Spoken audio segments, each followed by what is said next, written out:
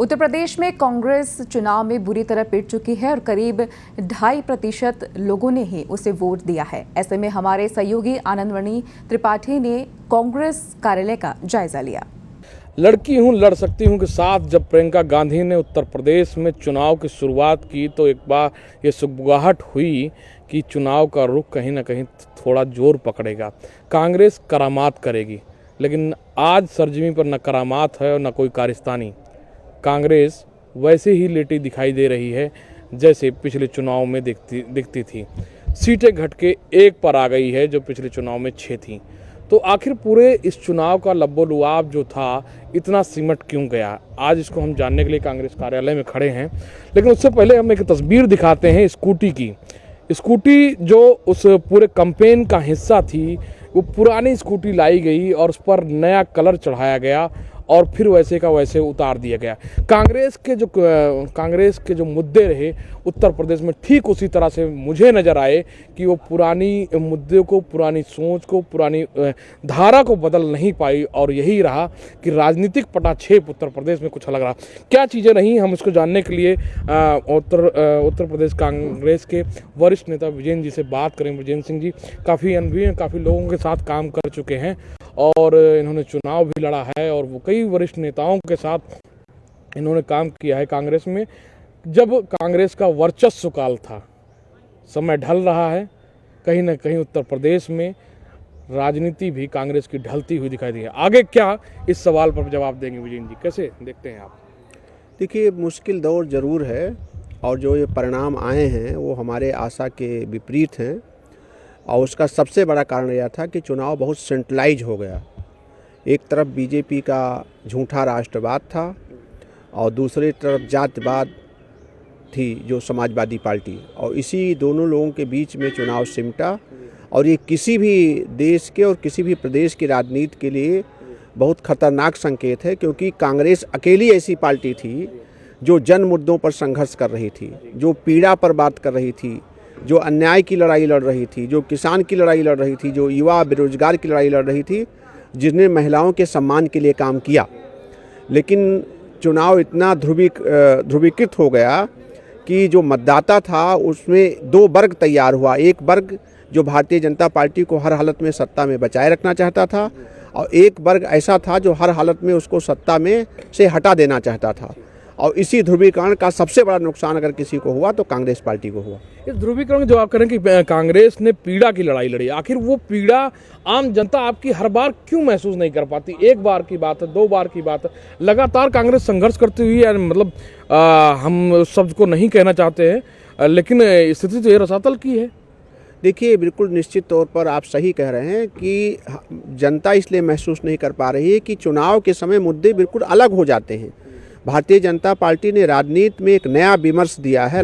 कांग्रेस खड़ा ही नहीं कर पाती मुद्दा ही, इससे बड़ी बात क्या? मुद्दा हम खड़ा कर पाते हैं, लेकिन भारतीय जनता पार्टी में ने जो नया विमर्श लाया है प्रदेश में राष्ट्रवाद का, और वो एक तरीके से राष्ट्रवाद एक ऐसी कमजोरी होती है, पूरी दुनिया में रही है। आप द्वितीय विश्व युद्ध में देखिए तो हिटलर का राष्ट्रवाद आपको याद होगा कि लोग भूखों मर रहे थे फिर भी उसके साथ खड़े थे। ये अलग बात है कि उसी हिटलर को सुसाइड अटेम्प्ट करना पड़ा। तो ये एक किसी भी राजनीति के लिए शुभ लक्षण नहीं है, लेकिन ऐसा हो रहा है और इसका नुकसान सब जगह हो रहा है। आप देखिए, बंगाल में उसका सबसे बड़ा उदाहरण बना, दिल्ली का चुनाव उसका सबसे बड़ा उदाहरण बना।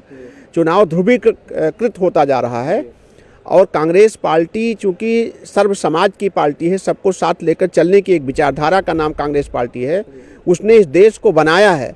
वो महसूस करती है कि हम 18 करोड़ मुसलमानों को अलग रख करके या 2 करोड़ सिखों को अलग रख करके खाली हिंदुत्व की बात करके कोई राष्ट्रवाद नहीं खड़ा कर सकते। कांग्रेस के राष्ट्रवाद में 6 धर्म आते हैं, हजारों जातियां आती हैं, सबको मिलकर जो राष्ट्र बनता है उसे हम राष्ट्रवाद मानते हैं।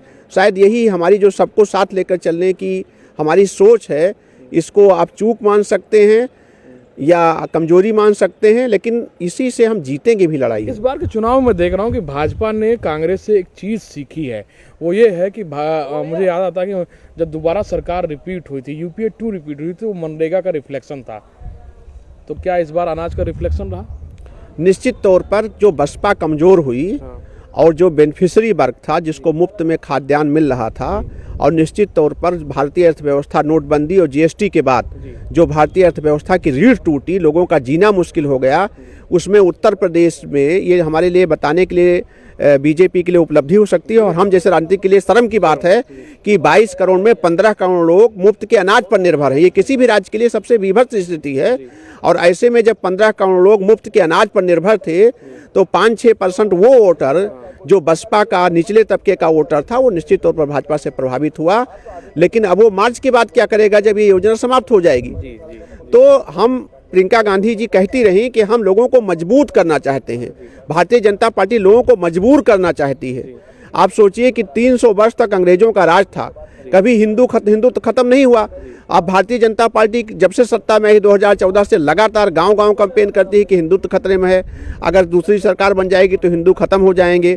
तो इस प्रकार का जो विमर्श चला रही है वो इसी जनता की कमजोरी से वो चुनाव जीतना चाहती है। कांग्रेस क्यों विमर्श नहीं छिड़ पा रही है? कांग्रेस ने राष्ट्र को बनाया है, हम कोई नहीं कर सकती। नहीं, हम विमर्श कैसे कर सकते हैं जब देश हमने बनाया है? 6 धर्मों को एक साथ लेकर चलने, हजारों जातियों का सम्मान करने, सबको साथ लेकर चलने की सोच का नाम ही राष्ट्रवाद है कांग्रेस का। हम किसी को जात और धर्म के नाम पर अलग करके कोई बात कैसे कर सकते हैं? लेकिन जैसे हम देख रहे थे कि इस जो स्कूटी हमने आपको दिखाई थी वो आज भी वो उस तरफ संकेत दे रही है कि कांग्रेस हर चुनाव में पुराने तरीके, पुराने सिस्टम, पुरानी नीतियों का इस्तेमाल करती है और नया रंग चढ़ाती है। और यही वजह है कि पुराना गणित जो समीकरण भारतीय जनता पार्टी ने उत्तर प्रदेश में तोड़ा है उस तक नहीं पहुंच पाती है, उसके वर्चस्व तक नहीं पहुंच पाती है। कैमरामैन संजय शर्मा के साथ आनंदमणि त्रिपाठी, पत्रिका टीवी, लखनऊ।